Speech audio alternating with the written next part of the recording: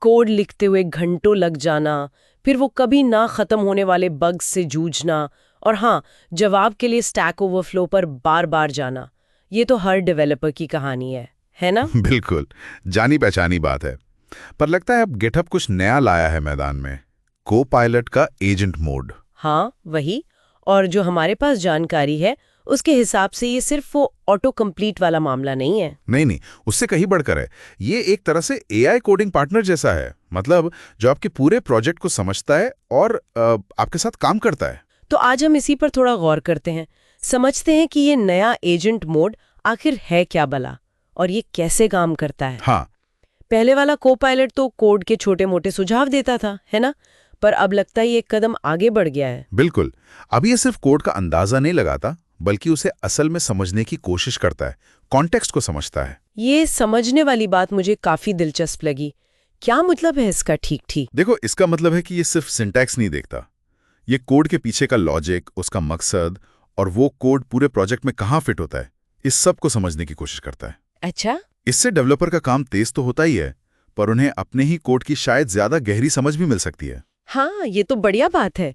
जैसे जानकारी के हिसाब से आप सीधे कह सकते हैं कि अरे इस लॉगिन एरर को ठीक करो। हाँ, और वो फिर प्रॉब्लम समझने, डीबग करने और हल सुझाने की कोशिश करेगा। या फिर मान लो एक नया एपीआई रूट बनाओ ऑर्डर्स नाम से, तो वो सिर्फ खाली फाइल नहीं बनाएगा। नहीं, जानकारी यही कहती है कि वो जरूरी हैंडलर कोड जोड़ सकता है, राउटिंग अपडेट कर सकता है, मतलब पूरा काम करने की कोशिश करेगा। वाह! और इसमें एक और चीज थी, समझाने वाली क्षमता। हाँ, ये भी बहुत इंटरेस्टिंग है।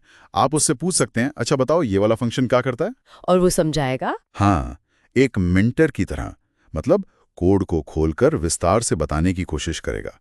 ये इसलिए खास है क्योंकि ये सिर्फ काम ऑटोमेट नहीं कर रहा, ये सिखाने की कोशिश भी कर रहा है। ये मेंटर जैसा पहलू तो वाकई ध्यान खींचने वाला है। अच्छा, तो फिर इसे ठीक से इस्तेमाल कैसे करें? जानकारी में कुछ टिप्स भी थे शायद? हाँ थे।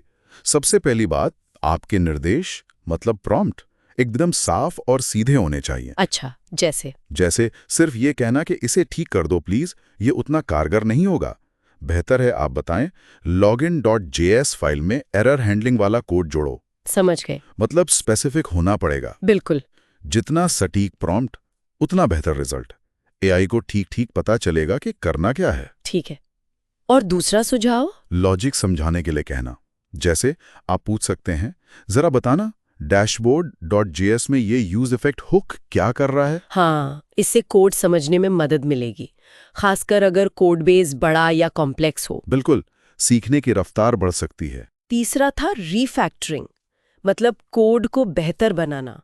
जैसे हम कह सकते हैं userlist.jsx का जो लॉजिक है उसे एक कस्टम हुक में डाल दो। हाँ, कस्टम हुक मतलब एक ऐसा फंक्शन जिसे बार बार इस्तेमाल किया जा सके और जो स्टेट और लॉजिक को कंपोनेंट से अलग रखता है। इससे कोड साफ रहता है ना? बिल्कुल, कोड क्लीन होता है, मेंटेन करना आसान हो जाता है, और अगर एआई इसमें मदद कर दे तो ये तो बहुत बड़ी बात है। कोड की क्वालिटी सुधरती है इससे। चौथा टिप था टेस्ट लिखने को कहना। हाँ, ये भी जबरदस्त है। आप कह सकते हैं जेस्ट का इस्तेमाल करके, जेस्ट जो कि एक पॉपुलर टेस्टिंग फ्रेमवर्क है, हाँ, validate.email.js फाइल के लिए यूनिट टेस्ट लिख दो और वो लिख देगा, टेस्ट केस बना देगा। हाँ, जानकारी तो यही कहती है। और इससे कोड की विश्वसनीयता मतलब रिलायबिलिटी बढ़ती है। सही बात है।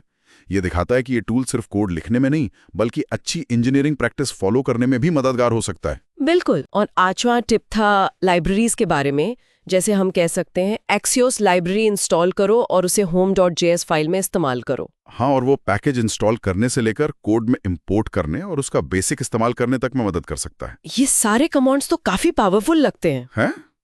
क्योंकि ये दिखाते हैं कि एआई को सिर्फ एक असिस्टेंट की तरह नहीं, बल्कि एक असली सहयोगी, एक टीममेट की तरह कैसे इस्तेमाल किया जा सकता है। सही। रीफैक्टरिंग से क्वालिटी बढ़ रही है, टेस्टिंग से भरोसा आ रहा है, लाइब्रेरी इंटीग्रेशन से डेवलपमेंट तेज हो रहा है।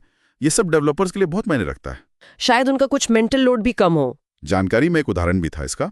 जैसे मान लीजिए आप VS कोड में हैं और पूछते हैं कि auth-middleware.js में जो get user from token function है उसका लॉजिक समझाओ। हाँ, तो कोपायलट कोड को देखकर पूरा समझा सकता है कि वो क्या कर रहा है। बिल्कुल, यही समझने की क्षमता ऐसे खास बनाती है। ये सिर्फ पैटर्न मैचिंग नहीं लग रहा, उससे आगे की चीज है।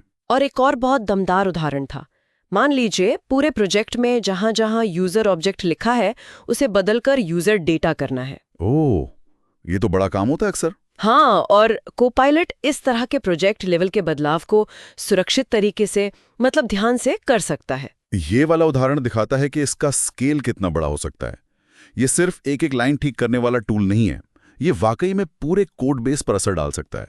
तो कुल मिलाकर देखें तो गिटहब कोपायलट का ये एजेंट मोड क्या क्या कर रहा है। टाइम बचा रहा है, कोड सुधार रहा है और बनाते बनाते सीखने में भी मदद कर रहा है। हाँ। सोर्स में तो इसे ऐसा कहा गया है जैसे एक स्मार्ट एआई डेवलपर टीममेट जो कभी सोता नहीं। हाँ, कुछ वैसा ही। ऐसा लगता है कि 2025 में जो लोग कोडिंग करेंगे उनके लिए ये एक अहम टूल बन सकता है। निश्चित रूप से ये काम करने का तरीका बदल सकता है।